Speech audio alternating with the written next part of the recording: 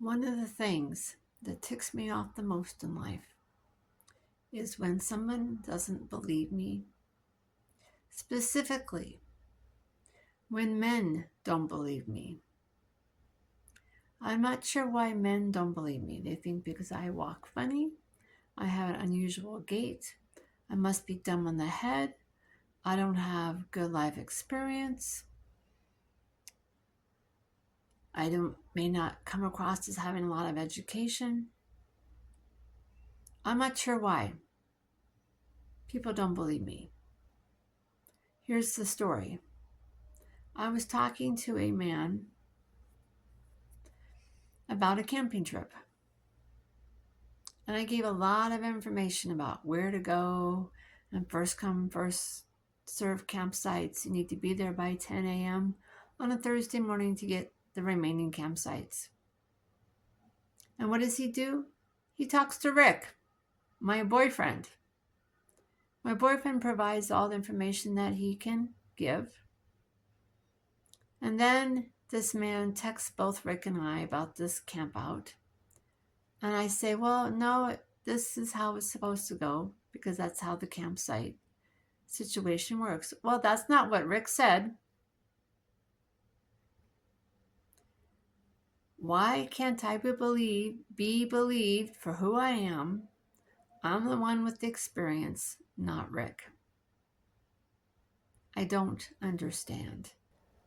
It is 1:30. No, probably more like 1:45 in the morning. It is Sunday night, August 3rd. Well, no, it's not. It's Monday morning, August 4th. When I'm bothered by things, I don't go to sleep. I sit, or actually I lay in bed in the dark and ruminate. And what I have noticed is that when I'm ticked off about things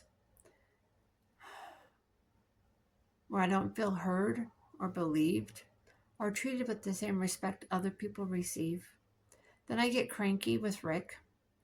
Then I get frustrated with Rick's slowness. Since he had a stroke, he cannot come up with his words as fast as he used to. He processes information slower. He tells me that I have to talk slower so he understands my words better. Okay, that's the brain damage from the stroke, and I want to give that a lot of grace. And I just got too short-tempered with him, with Rick, this evening. And he had to actually tell me, quit raising your voice. You're making me feel stupid over things I cannot control. Oh. So I am going to have to learn to step out of situations that cause me to feel triggered so I can give Rick patience and grace. So I can be respectful of where Rick is at in his healing process. Honestly, the healing is not happening the way I thought it would. The brain damage from the stroke is not improving. Rick's vision is not improving. It is not coming back. I don't think our lives will go back to normal again. Or just so you know, we're now in my bedroom. This quilt on my wall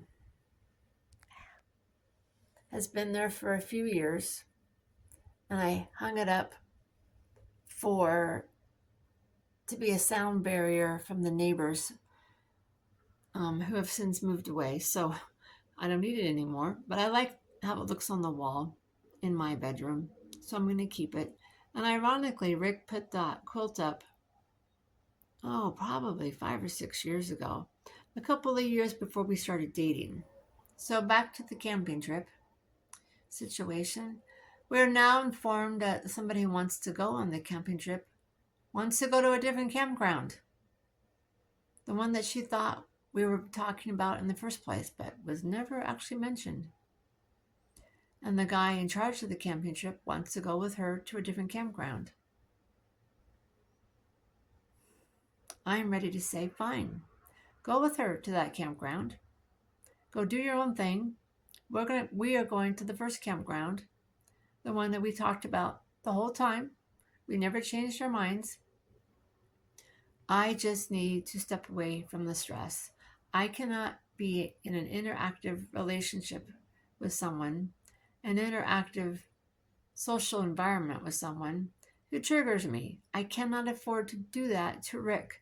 I get frustrated over someone else's treatment of me and I take it out on Rick and I start to feel small and inadequate because of this other person's treatment towards me, about me, or I don't know if it's about me, but how they treat me triggers me, and then I take it out on Rick, and that's not fair to Rick and his healing process. I have to slow it way down. Talking to Rick is like talking to an 85-year-old man. Everything has to be slower. Every decision has to be processed much slower. I have to talk to him much slower. I just have to get it in my brain to slow everything down when I talk to Rick and do things with Rick. As you can tell, flourishing with physical limitations is a very real, very honest place. I don't have time to pull punches. I don't have time to make everything fluffy and nice and positive all the time. I don't have the energy to pretend I have it figured out because I don't. So I just want to say thank you for listening. And I ask you to click subscribe, like, and leave a comment. I just want to know if this video meant something to you, what you think of it. And I'll keep you updated on the campground. Not the campground, the camping trip situation. Until then, love to you all.